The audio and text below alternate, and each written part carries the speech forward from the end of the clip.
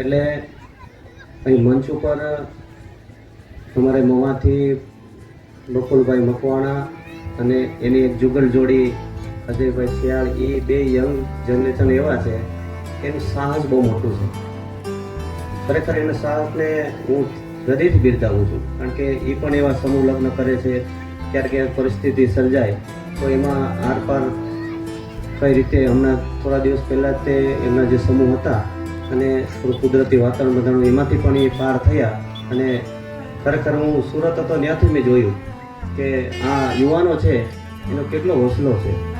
એટલે આ જે ખાસ યુવાનો છે એને ખૂબ ખૂબ હૃદયથી બિરદાવું છું. કેલાભાઈ ઓકે મત દો કે માર્યું શરૂ. ખૂબ સુંદર સમૂહના નૃત્ય મહોત્સવ નિમિત્તે ખાસ કરીને અમારે સરપંચ ભરતભાઈ જોડિયા અને એની આખી ટીમને એકવાર તાલીની ધન્યવાદ આપો. કારણ કે એમાં વડીલોનો સહકાર છે, યુવાનોની દોડધામ, એ બે સાથે મળે ને એટલે સંપૂર્ણ રિઝલ્ટ આવે. વડીલોનો આશીર્વાદ અને યુવાનોની દોડ, આ બે જો સાથે મળીને ચાલે બકુલભાઈ, તો ધારાથી વિશેષ રિઝલ્ટ આવતું હોય છે.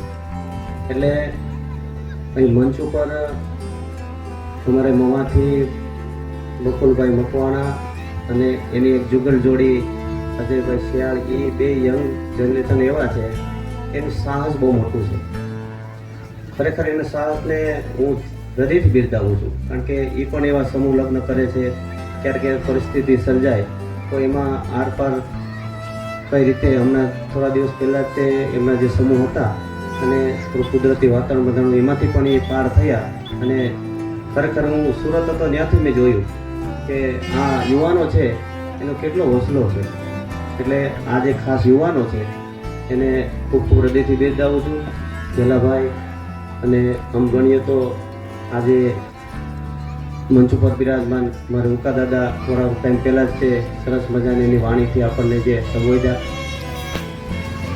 મારે ટૂંકી બે જ વાતો કહેવી છે કે એક સારું માઇક આપણને વગાડીને આપે ને એને પણ બિરદાવજો. મારો કહેવાનો અર્થ, એક સારું માઇક જો આપણને સરસ મજાનું વગાડીને દીધું હોય એને બિરદાવજો. સારા એવા મંડપ આપણને આપ્યા હોય, સારું એવું રિઝલ્ટ આવ્યું હોય તો એને પણ બિરદાવજો. રસોડામાં સારી એવી સેવા કરજો. એક જ કામ કરવાનું છે આપણે, જે સારું વસ્તુ કાંઈક પુરુષાર્થ થાય છે કરીને ગયો છે ને એને ખૂબ ખૂબ બિરદાવજો. કારણ કે એની જીવનની બધી તાકાત અહીં લગાવી દેતા હોય છે. અને અહીં જે 6 દીકરીઓ છે એમના જે સમૂહની સાથે જોડાને એને માતા પિતાએ અનુમતિ થઈને સાથે જોડાણા છે, એટલે એમને પણ ખૂબ ખૂબ આશીર્વાદ. દીકરીને 2 કરિયાવર વસ્તુ ઓછી આપો તો વાંધો નહીં, પણ સંસ્કાર થોડા વધારે ભરજો, કારણ કે સંસ્કાર છે એ જીવન પર્યંત છે. અને સમાજની જે સેવા છે, તો મારે તમને બે ટૂંકી વાતો કરી કે સેવાનો જે મર્મ છે, આપણે આશ્રમમાં જવાની જરૂર નથી, તો એ છતાં અમે બોલાવી. હમણાં કીધું તો અમે તો રોંગ અવસ્થામાં કીધું ભાઈ તમે આવશો તો જ હું આવે, હવે નહીં તો આવીશ નહીં. સરપંચ બેઠા છે, હીરાભાઈને કીધું કે હીરાભાઈ તમે હાજરી કરશો તો હાજરી કરીશ. તો હીરાભાઈ આવ્યા દોડા દોડતા કે હાલો હવે હું સંપૂર્ણ રીતે તમારે ત્યાં આવીશ. એટલે સેવાનો અર્થ, સેવાનો મર્મ, કર્મની સાથે મર્મ. આપણે એમ કંઈક સેવા કરવી છે તો સેવાનો અર્થ શું? પહેલી વાત આવે સમાજ સેવા કરવી છે. તો સમાજ સેવા કોને કહી શકાય?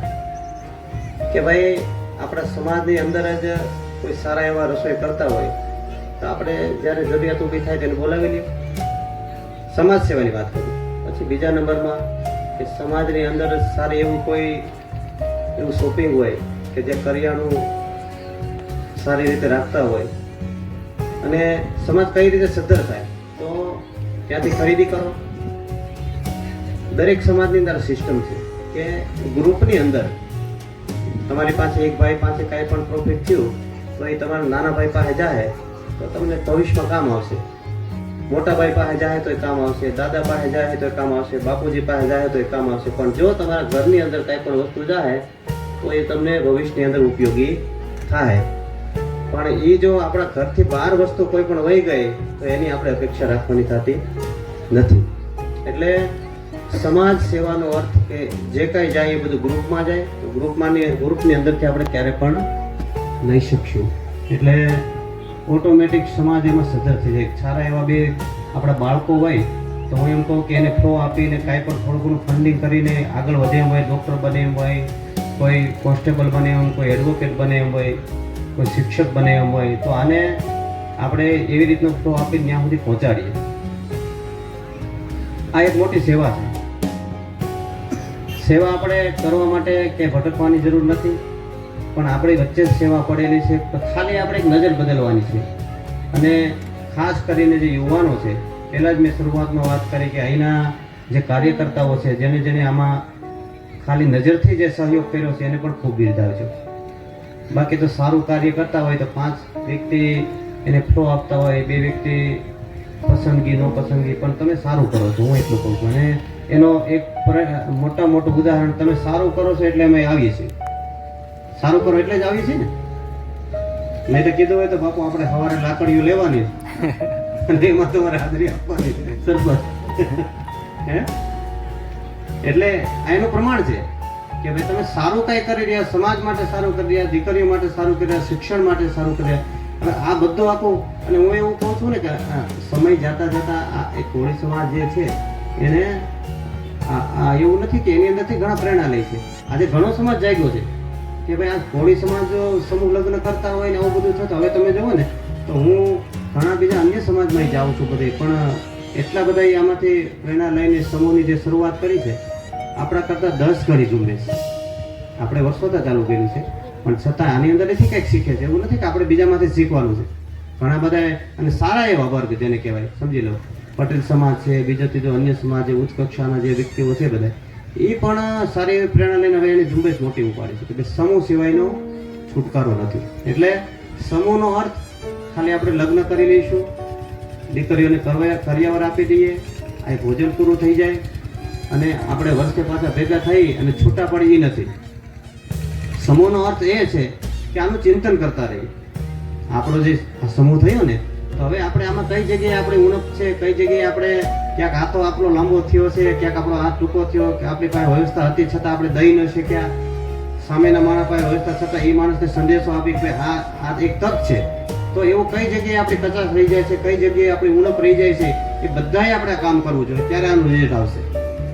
સમાજની અંદર જ્યારે જે વસ્તુની જરૂર પડે, જે વસ્તુની જરૂરિયાત ઊભી થાય છે, તો સમાજના આગેવાનો છે, સમાજના વડીલો છે, એમાં ખાસ કરીને વડીલો જ નહીં પણ આમાં બહેનો પણ જોડાઈ શકે. કારણ કે જેટલા ભાઈઓનો હિસ્સો છે એટલો જ બહેનોનો છે. અને જ્યાં જરૂરિયાતો પડી છે ત્યાં બહેનોએ પણ ખૂબ સહકાર આપ્યો છે. રસોડાની અંદર પણ કાંઈ પણ એવી કસાશ થઈ જતી, આ બધું ગોતવાનું. અમે પણ આશ્રમની અંદર આવું ગોતતા હોય છે કે આ વખતે અમારે 10,000 માણસનું આયોજન હતું, તો અમારે કઈ જગ્યાએ અમારી ક્ષતિ રહી ગઈ, કઈ જગ્યાએ લોકોને તકલીફ પડી છે, કઈ જગ્યાએ ચા નથી ટાઈમે પહોંચી, કઈ જગ્યાએ જમવાનું ટાઈમે નથી પહોંચ્યું, કઈ જગ્યાએ એને થોડું કષ્ટ સહન કરવું પડ્યું છે, વ્યક્તિ આવે છે એને, આવું બધું અમે ગોતતા હોઈએ છીએ. એટલે મારું કહેવાનું ટૂંકમાં કે આવી બધી વસ્તુ આપણે થોડીક નજર કરતા રહી અને જે આપણે જે જગ્યાએ ઉણપ છે, જે જગ્યાએ જરૂરિયાત છે, એને આપણે આવતું વર્ષ આવે ત્યારે પાછી પૂરી કરવાની કોશિશ કરીએ. અને ખૂબ તમને ધન્યવાદ આપું છું, કારણ કે આ એક શરૂઆત છે અને શરૂઆતનું જે દીપ પ્રાગટ્ય થયું છે, તો એને દરેક ગામની અંદર, આમ તો રાજુલા જાફરાત ખાંભાની અંદર મુક્તભાઈ 40-45 સમૂહ લગ્ન થાય છે. એ દરેક ગામના જે આ સમૂહ કરી અને સાથે એને જે કોઈ 10 વર્ષના, 15 વર્ષના, 20 વર્ષના આવી બધું જે આ જ્યોતને પ્રજ્વલિત રાખ્યું છે ને, તો હું તો એમ કહું 45 ગામના જે સમૂહ થઈને બધાને એકવાર તાલીથી વધાવો. કારણ કે શરૂઆત થઈ તો જાય પણ એનો જે નિભાવ કરવો. ખેતરની અંદર તમે જાઓ તો એક વાવણી સમયે આપણે ખાલી 2 દિવસમાં વાવણી કરી નાખતા હોય, પણ એક પાકને કમ્પ્લીટ કરવા સમય કેટલો લે? 3 મહિના કાઢવા પડે ને. તમે એની પાછળનો પ્લસ પોઈન્ટ જોવો તમે કે કોઈ પણ વસ્તુ શરૂઆત થઈ જાય તો એ મહિના જે કાર્યકર્તાઓ છે, આપણે બીજું વર્ષ છે, પહેલા વર્ષે શરૂઆત કરી, આ બીજું વર્ષ છે, પણ આને નિભાવવા માટે બહુ વિચારવું પડતું હોય છે.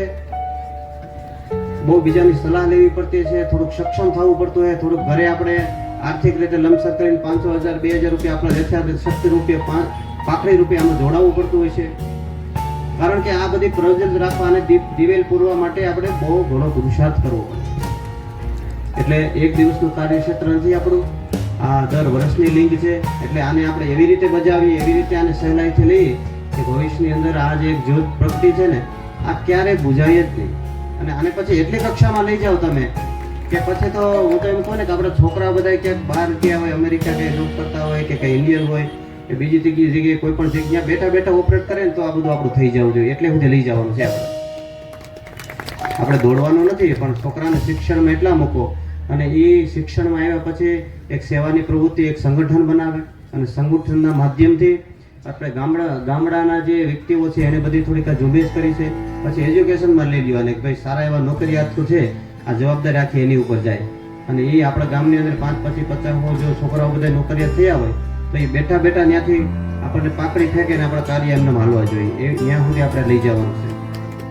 એટલે ક્યારેય ભવિષ્યની અંદર આ આપણું જે દીપક જેલું છે ને એ ક્યારેય બુઝાવવું જોઈએ નહીં. અમારી સાધુ સંતોની અપેક્ષા એ છે કે જે જ્યોત જલી છે એનો પ્રકાશ વધવો જોઈએ, ઘટવો જોઈએ નહીં. અને એને કોઈ બુઝાવવાની કોશિશ કરે તો એને એની માર્મિક ભાષામાં આપણે થોડુંક સમજાવી દેવાનું ભાઈ આ જે પ્રજ્વલિત જે પ્રકાશ થયો છે ને આનાથી તમે દૂર રહેજો અને આના પ્રકાશની અંદર જ સારા લાગશો. આ જે પ્રકાશ થયો છે, આ જે જ્યોતિ જલી છે, આની અંદર જ તમારું કલ્યાણ છે. આનાથી બહાર કલ્યાણ હોતું નથી. સૂર્યના પ્રકાશની અંદર જ આપણું જીવન છે, બરાબર ને? આપણે અત્યારે જો સૂર્યોદય થયો છે તો આપણે એમ કંઈક આ સૂર્યની અંદર મારે રહેવું નથી તેવું ચાલે ખરું? હે, અત્યારે સૂર્યોદય થયો છે તો આપણે બધા આમાં તમે બે આવી ગયા અને સંતો પણ આવી ગયા, આ કોઈ પણ બીજા નાના મોટા વડીલો આવી ગયા, આ જે હાજરી કરી દરેક વ્યક્તિ, ભલે આપણા વિચાર અલગ અલગ હોય પણ આપણે રહેવું પડે સૂર્યના પ્રકાશની છાયામાં. અને એનાથી જો આપણે વિકૃતતા કરીએ, ધૂળ ઉડાડવાનું ચાલુ કરીએ, બીજું ત્રીજું કરીએ તો આપણે એક દિવસ થાકી જઈએ. એટલે એ સૂર્યની જે રોશની છે એ ક્યારે ઘરે હંમેશા શીતળતા જ આપે છે. એમાં સમાજ તમારો જે માઠોડો બધો ભેગો થઈ અને આવું જે કાર્ય કરે છે એટલે હું દરેક સરપંચ ને સરપંચની આખી ટીમ અને ગામના દરેક નાના મોટા વડીલો અને ખૂબ ખૂબ બિરદાવું છું અને ખૂબ ખૂબ બધાને આશીર્વાદ આપું છું કે તમારી જ્યોત હંમેશા જલતી રહે અને આ પ્રકાશ જે આપણે પાથર્યો છે એ પ્રકાશમાં આપણે બધા સાથે રહીને આનંદ કરીએ. અને આમાં બધા નાના મોટા એક અભિયાનો ચાલે. હું તો એમ કહું કે લગ્નની સાથે અમારે બપોરભાઈ કરે છે, જો એનું બુક વિતરણ હોય, બીજી ત્રીજી નાની મોટી પ્રવૃત્તિઓ કરતા હોય, એવા બધા છોકરાઓ આગળ વધતા એને કંઈ ટ્રોફી આપતા હોય. એટલે હું કહેવા એ જઈ રહ્યો છે કે જે કાંઈ એમાં સહયોગી થયા છે અને બીજા નંબરમાં જે કંઈ સારી કળા મેં માયકવાળાની વાત કરી કે એક સારું માયક વગાડીને આપે ને તો એને બીક કરું. કારણ કે સારી વસ્તુ છે ને એ એને ઘણો બધો પુરુષાર્થ કરીને આપણને આપે છે, સમજ્યા ને? સારી વસ્તુ જે છે ને એ રફટપ તો ગમે તેમ કરી દે, પણ સારું જે આવતું હોય છે એમાં એને ઘણી મહેનત પડે પછી સારું આવતું હોય એ પાકું. એક સારી રસોઈની કોઈ આઈટમ એવી સરસ બનાવતા એને બધું ઘણું બધું એને માઇન્ડ લગાવ્યું ત્યારે સરસ આપણે એમ થાય બહુ સરસ બન્યું, બહુ સરસ બન્યું, પણ એમાં ઘણી બધી એને તાકાત લગાવી હોય ત્યારે આ બધું થયું. આજે આપણને સૌંદર્ય દેખાય છે, તમે કેટલા દિવસથી મહેનત કરો બોલો? ખાલી આપણે 3 થી 5 કલાકની અંદર આપણે જે આ દીકરીઓ બહેનો આપણી જે દીકરીઓ છે એને લગ્ન થઈ અને એમને છૂટા પડશું બધા 2-4 કલાકમાં, પણ આ લગભગ મહિના 1.5 મહિનાથી તમે આની તૈયારી કરતા હોય છો. તો એ કોઈ પણની જે પાછળનો જે ભાગ છે એમાં આ રીતનું ઘણો પુરુષાર્થ કર્યો છે. એટલે કોઈને આપણે જે આગળ જે સમાજની અંદર આવી જે પ્રવૃત્તિ કરી રહ્યા એટલે ખૂબ વડીલો બેઠા એને તો બધા આ વડીલો આ જે સરપંચ ને યુવાનો દોડે છે એને તમારા આશીર્વાદ દેવાના છે, પાછા ખેંચવાના નથી, સહયોગ આપવાનો છે અને તમારા આશીર્વાદથી જ ચાલે છે. વડીલો જેટલા બેઠા ને કે આ છોકરાઓ આમ કરે છે તેમ કરે પણ એને સમજાવવાના. ઘણીવાર વડીલોને શબ્દો એવા આવતા હોય કે છોકરા કયું નથી માનતા પણ એને ફ્લો આપી સમજાવવાનો અને તમારે ધક્કો મારવાનો છે અને તમારા આશીર્વાદથી જ ચાલે છે. એટલે તમે પણ રાજી રહેજો બધાય અને જે હતી યુવાનો છે એને ખૂબ ખૂબ બિરદાવજો. અને બીજી વાત સંસ્કારની, હમણાં દાદાએ વાત કરી, ઉકા દાદાએ બહુ સરસ, કારણ કે સંસ્કારની વાત આવે છે. મારો મુખ્ય વિષય તો ધર્મનો છે પણ સાથે સાથે જીવન પ્રિય ધર્મની સાથે જોડાય અને આપણે જો ચાલશું ને તો આ દ્રશ્ય છે એના કરતાં વિશેષ ગણવું છે. એટલે બીજી વાત એ હું કહું કે 4 પ્રકારની વસ્તુ છે ને આપણે સ્વીકારવાની છે. પહેલો કે જીવનમાં ભાવ હોવો જોઈએ. ભાવ વગરની બધી વસ્તુ શક્ય નથી. કાંઈ પણ કરવા જાય ને તો ભાવ જીવનમાં હશે ને તો એક વસ્તુ તમને સફળતા આપશે. પછી બીજી વાત કે કર્મયોગ. કર્મયોગ તમારો એટલો મજબૂત, ભલે આપણે 3 જ કલાક અહીંયા બધા ભેગા રહીએ પણ 3 કલાકની અંદર આપણી ફરજ શું છે ને આપણે શું કરવા માટે આવ્યા છીએ એ તમે જો 3 કલાક સરખો રંગ લાવશો ને તો 100% એનું રિઝલ્ટ આવશે.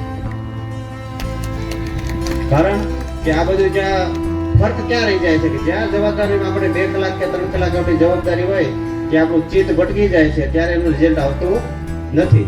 એટલે હર હંમેશને માટે હું એ કહેવા જઈ રહ્યો છું કે 4 પ્રકારની વસ્તુ તમને હું જે કહું છું કે ભાઈ પેલો આપણો ભાવ, બીજો આપણો કર્મયોગ કે કઈ જગ્યાએ જરૂરિયાત ઊભી છે એ બધા આપણે રસોડામાં અહીંયા બેઠા ને બધાય આટો મારો ચાલ્યા કરે એમ નહીં, એ બધું હાલે છે એમ નહીં. ઘણી વાર ને તો એમ થાય કે અહીં રેડી ચાલતો એમ નહીં. આમાં વડીલો છે એ પૂજની છે, તમારે આટો મારવા રસોડામાં એ સરપંચે સહયોગ આપવાનો કે કઈ જગ્યાએ સરપંચ જરૂરિયાત છે કે અગવડતા નથી ઊભી થાય ત્યાં જોવાનું. એટલે બીજી વાત કર્મયોગ અને ત્રીજી વાત કે આપણે આપણી રાશિ. કાંઈ નહીં તો તમારી જે યથાયોગ્ય શક્તિ હોય ને કાંઈક નું કાંઈક ફેંકી દેવાનું. કાંઈ નું કાંઈ આપણે કોઈ પણ વસ્તુ આપણે એમ થાય કે ભાઈ આપણે 500 રૂપિયા પહોંચીએ એમ છે તો 500 આ સમાજનું જ્યારે કાર્ય થતું હોય ને તો બીજી લાંબી ચર્ચા સારું 5-25 વ્યક્તિ સારું કરવા જઈ રહ્યા હોય તો 100, 200, 500 રૂપિયા એમાં ફેંકી દેવા. એ આપણો એક મોટામાં મોટો અનુદાન છે. અને ચોથી વાત એ છે કે દરેક વસ્તુ આપણે જે કરવા જઈ રહ્યા છીએ એ આપણે સમજી થોડીક સૂઝબૂછથી કરીએ, થોડો ઘણો સુધારો લાવીએ. કારણ કે બધાને પૂછો, નાનું બાળક હોય તો એમાંય કંઈક કળા હોય છે.